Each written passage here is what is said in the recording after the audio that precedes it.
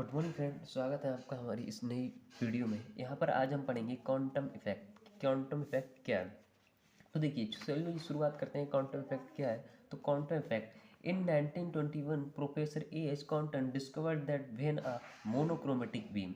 यहाँ पर देखिए मोनोक्रोमेटिक बीम्स क्या होती हैं। तो देखिए वो बीम्स जिनकी फ्रिक्वेंसी हाई होती है और वेवलेंथ जो होती है लो होती है, ऐसी बीम जिनकी फ्रिक्वेंसी हाई और वेवलेंथ लो होती हैं मोनोक्रोमेटिक बीम्स कहलाती हैं। और मोनोक्रोमेटिक बीम्स को एक्सरे भी कहते हैं, क्योंकि जो एक्सरे होती है उनकी भी फ्रिक्वेंसी हाई होती है और जो वेवलेंथ होती है वो लो होती है। ठीक है। दो, a monochromatic beam of high frequency radiation is scattered by electron या सब्सटेंस। देखिए यहाँ पर सब्सटेंस हम क्या लेंगे? सब्सटेंस जैसे हम ग्रेफाइट ले सकते हैं। क्यों ले सकते हैं? क्योंकि ग्रेफाइट के अंदर फ्री इलेक्ट्रॉन होते हैं। सब्सटेंस हम ऐसा लेंगे जिसके अंदर फ्री इलेक्ट्रॉन हो। ठीक है। देखिए इन्होंने क्या किया, सबसे पहले एक सब्सटेंस लिया और उस पर एक हाई फ्रिक्वेंसी की मोनोक्रोमेटिक बीम को जो है स्ट्राइक कराया। तो देखिए क्या हुआ, when we scattered monochromatic rays on the substance. जब हमने मोनोक्रोमेटिक बीम को सब्सटेंस पर स्कैटर्ड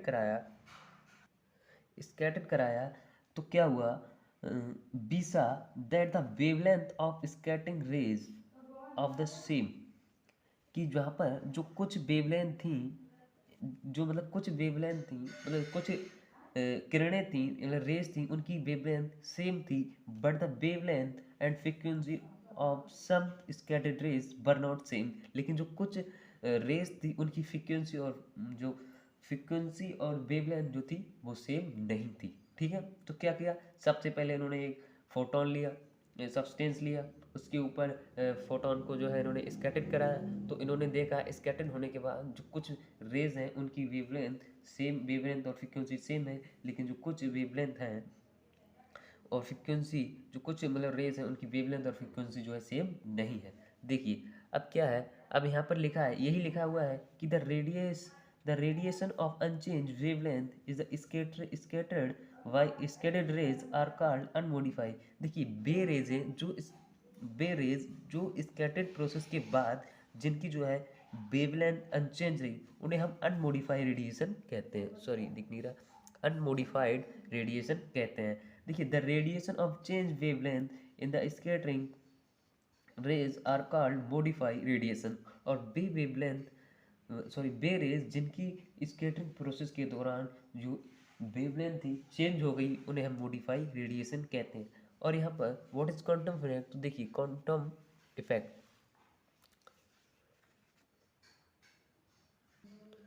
देखिए the phenomena of change in wavelength of scattering X ray is known as quantum effect. जो वेवलेंथ के चेंज होने का जो फिनोमिना है, इसे ही हम क्वांटम इफेक्ट कहते हैं। The change in wavelength of high frequency radiation during scattering process is called quantum shift.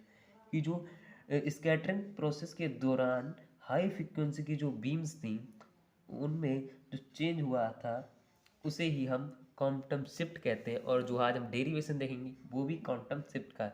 तो देखिए इसका फॉर्मूला क्या होता है। देखिए lambda, delta lambda equal to lambda dash minus lambda, ये होता है क्वांटम शिफ्ट, इसे हम क्वांटम शिफ्ट कहते हैं। Quantum shift equal to lambda dash minus का लैम्डा। ठीक है भैया, लैम्डा डैश जो है क्वांटम शिफ्ट है, sorry delta lambda quantum shift है, और lambda dash wavelength of scattering rays, मतलब जो स्कैटर्ड होने के बाद जो रेज थी उसकी वेवलेंथ है, और स्कैटरिंग होने से मतलब पहले की जो वेवलेंथ है उसे हम लैम्डा कह रहे हैं। अब देखिए चलिए हम डेरिवेशन की ओर चलते हैं।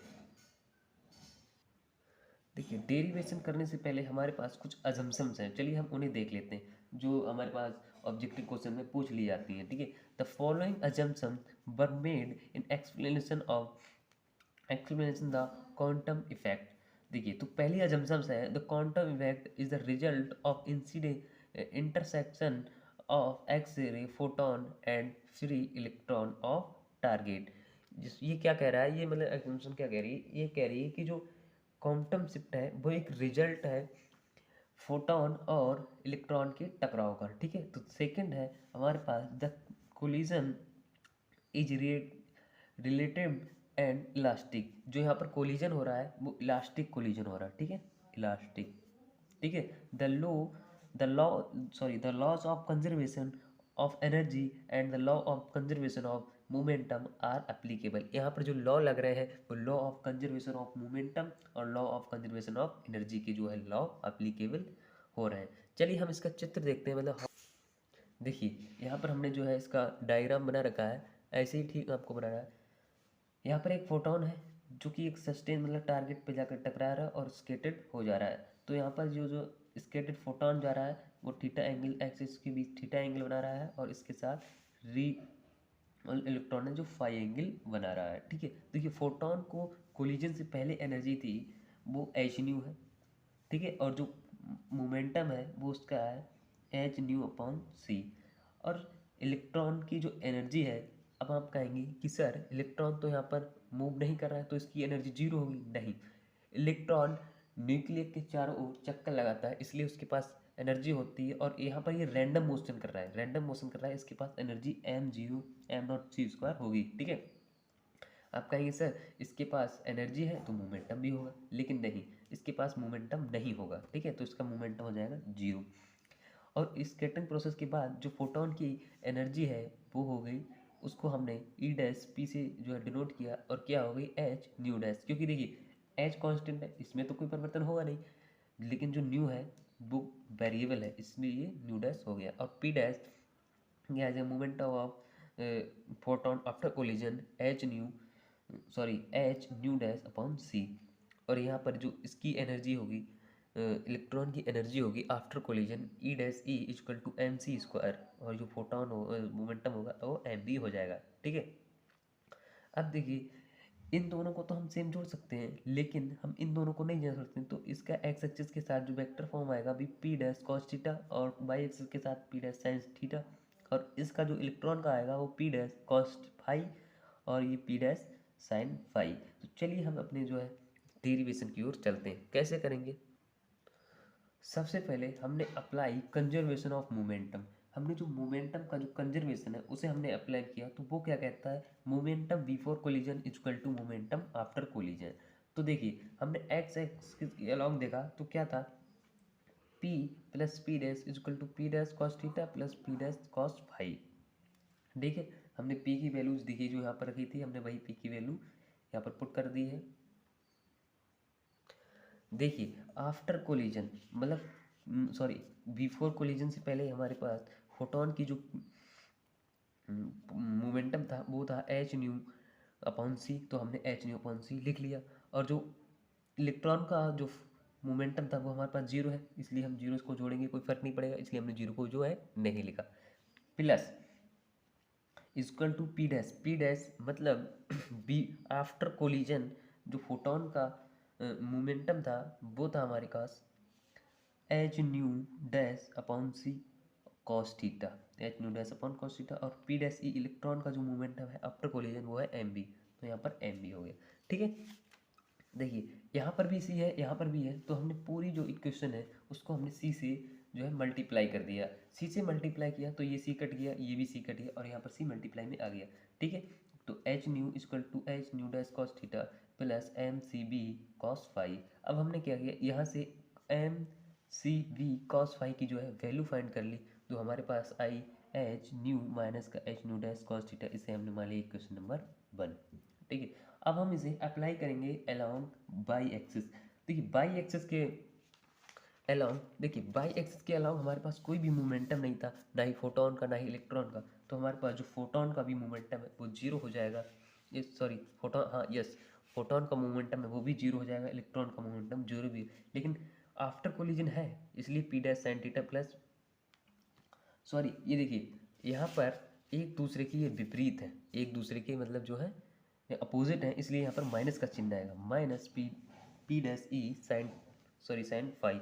तो यहाँ पर हमने जो है माइनस वाली टर्म को इस साइड ले आया, इस साइड ले आया और पी ई डैश और पी डैश की वैल्यू फाइंड की। तो यहाँ से फिर से यहाँ पर देखिए डिनोमीटर में सी है तो हमने फिर से मल्टीप्लाई सी से मल्टीप्लाई कर दी। ठीक है, तो हमारे पास आएगा M C V sine phi plus H nu dash sine theta equal to, इसे हमने इक्वेशन नंबर 2 जो है पुट कर लिया। अब देखिए इक्वेशन फर्स्ट एंड इक्वेशन 2, इसमें देखिए कॉस आ रहा है इसमें साइन आ रहा है, अगर हम दोनों को स्क्वायर करके ऐड कर दें तो हमारे पास एक आइडेंटिटी बन जाएगी sine square theta plus cos square theta equal to 1। हमारे पास आइडेंटिटी बन जाएगी sine square theta plus cos square theta equal to 1। हमने क्या किया, स्क्वायरिंग एंड एडिंग 1 and 2, इस दोनों को जोड़ा और उसे जो है ऐड कर दिया। ठीक है, देखिए यहाँ पर हमारी पहली क्वेश्चन है M C V cos phi is equal to H nu minus का H nu dash cos theta. ये हमारी समीकरण नंबर फर्स्ट है। और समीकरण सेकंड है M C V sine sine five is equal to H nu dash sine theta. ठीक है, साइन थीटा, ये हमारी सेकंड नंबर 2। अब हमने क्या किया, एडिंग स्क्वायरिंग एंड एडिंग समीकरण 1 and 2 दोनों को स्क्वायर करके जो है जोड़ दिया। तो देखिए इसका square M square C square V square cos square five. ठीक है, अब हम इसे जोड़ेंगे तो plus M square C square B square sine square phi. अब देखिए हम इसमें स्क्वायर करेंगे तो H nu minus H nu dash cos theta का जो हमारा होल स्क्वायर आएगा plus H nu dash sine theta, h nu dash sine theta का जो हमारे पास आएगा होल स्क्वायर आएगा। एक मिनट, होल स्क्वायर आएगा तो हमने यहाँ से एम सी और M square C square V square को हमने जब कॉमन ले लिया तो M square C square V square bracket में कॉस स्क्वायर फाइव प्लस का साइन स्क्वायर फाइव। ठीक है, हमने ए माइनस बी का होल स्क्वायर का जो फार्मूला खोलेंगे तो आएगा H square nu square plus H square nu dash का स्क्वायर कॉस स्क्वायर। ठीक है, और minus 2 H nu into h nu dash cos theta. ठीक है, प्लस ये जो है H square nu dash square sine square theta. यहाँ से देखिए ये M square C square B square इसकी वैल्यू हमने पुट कर दी 1, तो यहाँ से 1 से मल्टीप्लाई करेंगे कोई दिक्कत तो होगी नहीं। और यहाँ पर देखिए इसमें कॉस स्क्वायर आ रहा है, इसमें साइन स्क्वायर आ रहा है, तो हम H square nu square common ले लेंगे तो H square nu dash square, तो यहाँ पर आएगा कॉस स्क्वायर प्लस का साइन स्क्वायर थीटा। तो हमारे पास क्या हो जाए, एक ये वाली टर्म प्लस का H square nu square minus का 2h, देखिए यहाँ से H square nu into nu dash cos theta. ठीक है, तो M square C square V square is equal to, देखिए इसकी वैल्यू हम 1 पुट कर देंगे और मल्टीप्लाई करेंगे कोई दिक्कत नहीं आई, तो एच स्क्वायर न्यू डैश का square plus H square nu square minus का 2h square nu dash cos theta. ठीक है, देखिए इसी को हमने यहाँ पर लिखा है M square C square B square equal to h square nu dash का square plus H square nu square minus का 2h square nu dash cos theta. इसे हमने समीकरण नंबर मान लिया 3। अब हम क्या करेंगे, अब हम apply law of conservation of energy. देखिए law of conservation of energy हमारे पास क्या कहता है कि energy before collision is equal to energy after collision. तो देखिए बिफोर मतलब कोलिजन से पहले हमारे पास जो एनर्जी थी वो थी ई और ई, तो हमने ई प्लस ई कर दी। और जो आफ्टर कोलिजन थी वो हमारे पास एनर्जी थी आफ्टर कोलिजन जो हमारे पास, सॉरी एक मिनट, जो आफ्टर कोलिजन हमारे पास एनर्जी थी वो ई डैश पी और ई डैश ई एनर्जी थी। तो हमने इन दोनों को ऐड कर दिया और इनकी वैल्यू पुट कर दी। देखिए ई पी की एनर्जी थी एच न्यू और इसकी वैल्यू थी m0 c स्क्वायर, और यहाँ पर ई डैश पी की वैल्यू थी एच न्यू डैश और इसकी वैल्यू थी एम सी स्क्वायर। ठीक है, इन दोनों की जब हमने वैल्यू पुट की तो हमारे पास क्या आया, देखिए जब हमने दोनों मतलब एनर्जी की जो भी वैल्यूज़ हैं उनको पुट किया तो हमने यहाँ पर हमारे पास ये क्वेश्चन आई। यहाँ से हमने एम सी स्क्वायर की जो है वैल्यू फाइंड कर ली, इन मतलब इस टर्म को इस तरफ भेज के। ठीक है, अब हमने दोनों तरफ क्या किया, स्क्वायर कर दिया। ठीक है, स्क्वायरिंग बोथ साइड,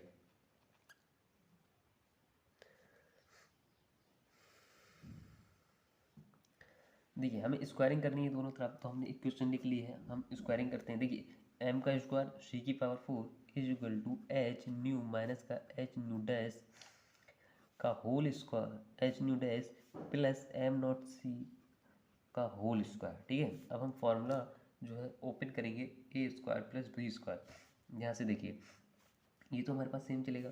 देखिए एच न्यू माइनस का एच न्यू डैश का होल स्क्वायर मतलब A square plus M naught का whole M not square h की power 4 plus 2 H nu minus H nu dash into M not C का square into M not C का square. अब यहाँ पर हम इसमें ए माइनस बी का फॉर्मूला ओपन करेंगे तो क्या आएगा, H square nu square plus H square nu dash square minus 2h nu into h nu dash 2h nu into h nu dash is equal to M naught 4 M not square C की power 4 plus का 2h nu minus का H nu dash M naught 0 M not C square. ठीक है, यहाँ से हमारे पास ये जो वैल्यू आएगी। ठीक है, अब हम इसे सीक्वेंस में लिखते हैं। क्या देखिए यहाँ पर था हमारा एम स्क्वायर सी की power 4 is equal to h square nu square plus H nu dash का स्क्वायर माइनस का 2h। देखिए यहाँ से H square nu into nu dash plus M not square C की पावर 4 प्लस का 2h nu minus का H nu dash M not C square. ठीक है, ये आई हमारे पास। इसे हमने इक्वेशन नंबर जो है 4 मान लिया है। ठीक है, यही हमने इस पर लिख रखा है। देखिए इसी को हमने इक्वेशन नंबर 4 जो है मान लिया है। ठीक है, अब क्या करेंगे, सबट्रैक्ट इक्वेशन 3 फ्रॉम 4। जो इक्वेशन हमारे पास 3 आई थी हम उसमें से माइनस करेंगे इक्वेशन 4 को। ठीक है, तो देखिए इक्वेशन हमारे पास क्या थी, देखिए ये है हमारे पास इक्वेशन 3 और ये है हमारे पास इक्वेशन 4। तो हम क्या करेंगे, इक्वेशन इन दोनों को मतलब माइनस करेंगे, घटाएंगे। इक्वेशन 4 में से इक्वेशन 3 को जो है मतलब सब्ट्रैक्ट करेंगे तो हमारे पास क्या आएगा। देखिए हमें इसमें से ये माइनस करना है। देखिए ये पॉजिटिव लेकिन यहाँ पर चिन्ह आएगा माइनस का, तो ये दोनों हमारे पास ये दोनों टर्म है जो हमारी कट जाएगी। तो हम देखिए ये एम स्क्वायर सी की पावर 4 और ये minus M square C square V square is equal to, हमें 4 में से 3 को घटाना है। तो हम सबसे पहले ये इक्वेशन 4 वाली लिखेंगे। तो ये हमारे पास क्या आएगा, देखिए माइनस का 2 H square nu dash plus M not square plus square plus 2 H nu minus H nu dash M not C square. ठीक है, अब यहाँ पर हमारे पास ये टर्म बची है लेकिन हम इसमें घटा रहे हैं तो ये हमारे पास आएगी प्लस की प्लस का 2h square nu dash cos theta. ठीक है, अब हम देखिए इसमें से एम स्क्वायर सी की और 4 जब हम इसमें से कॉमन लेंगे तो ये आएगा 1 माइनस बी स्क्वायर अपॉन सी स्क्वायर। ठीक है, अब अगर आपने पढ़ा होगा पिछले तो आप यहाँ से समझ रहे हैं कौन सा फॉर्मूला बनने वाला। ठीक है, बराबर हम यहाँ से ये माइनस का 2h square nu dash common लेंगे इस वाली टर्म में से और इस वाली टर्म में से। देखिए माइनस कॉमन ले लिया यानी कि प्लस का 1, यहाँ पर प्लस है और माइनस कॉमन ले लिया तो माइनस का ये देखो ये हमारा कॉमन चला गया तो हमारे पास बचा कॉस थीटा, हमारे पास बचा कॉस थीटा। ठीक है, कॉस थीटा बचा और ये बाकी टर्म हम सेम ऐसे ही डिनोट कर लेंगे। प्लस का M is not square C की power 4 M not square C की पावर 4 और ये प्लस का 2h न्यू माइनस का nu dash M not C square. ठीक है, सेम हमने डिनोट कर लिया। अब देखिए यही हमने डिनोट कर रखा है यहाँ पर, वो तो हमने समझाने के लिए किया था। यहाँ पर देखिए यही हमने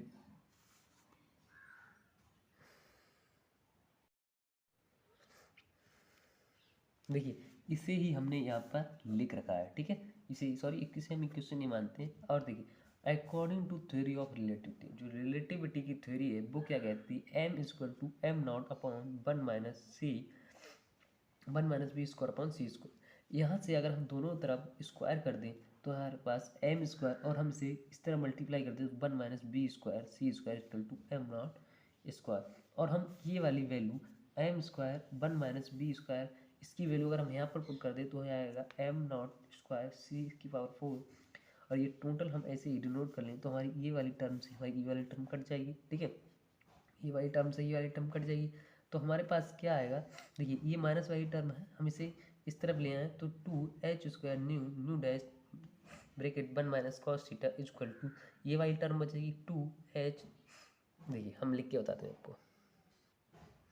देखिए जब इससे ये कट जाएगा तो ये माइनस वाली टर्म हम इधर ले आए तो 2h² nu dash 1 - cos theta equal to, ये बचेगी 2h न्यू माइनस का न्यू डैश m0c, ठीक है, m नॉट c²। देखिए इस 2 से ये 2 कट जाएगा। देखिए यहाँ से हम एक h कॉमन लेंगे तो हम डायरेक्ट काट देते हैं, यहाँ से एक h आएगा और इससे ये कट जाएगा, ठीक है। तो हमारे पास क्या बचेगा, h nu dash 1 - cos theta is equal to nu minus का न्यू m नॉट c²। हम इसमें न्यू वाली टर्म को एक साइड कर ले रहे हैं तो हमारे पास ये क्या आएगा, h 1 - का cos थीटा, m नॉट को नीचे लेके आते हैं तो m नॉट c²। देखिए न्यू माइनस का न्यू डैश, और इसे हम न्यू डैश को नीचे ले आते हैं न्यू डैश। अब हम एक दूसरे में देखिए मल्टीप्लाई कर देते हैं, मतलब अलग अलग कर लेते हैं। देखिए न्यू अपॉन न्यू डैश, तो न्यू से न्यू कट जाएगा 1 अपॉन न्यू डैश, माइनस का न्यू डैश से न्यू डैश कट जाएगा 1 अपॉन न्यू, देखिए न्यू डैश और 1 अपॉन न्यू, और ये आएगा h upon 1 - cos theta upon m not c², ठीक है, ये आएगा। अब हम क्या करेंगे, इस पूरे में c से मल्टीप्लाई करेंगे, मल्टीप्लाई बाई c, यहाँ से c करेंगे और यहाँ पर भी c आएगा, यहाँ पर भी c आएगा। और हम जानते हैं, देखिए इस एक c से ये c कट जाएगा, h upon m not c 1 - cos theta is equal to c upon nu, यानी कि न्यू लैम्डा डैश माइनस का लैम्डा, ठीक है, ये आएगा। और हम जानते हैं कि लैम्डा डैश माइनस का लैम्डा होता है क्वांटम शिफ्ट डेल्टा लैम्डा, तो यही हमें ड्राइव करना था, जो हमने ड्राइव कर दिया है। देखिए कितना सरल था, बस थोड़ी सी हमें समझने की जरूरत थी, ठीक है, हैंस प्रूव, ठीक है। चलिए मिलते हैं नेक्स्ट वीडियो में।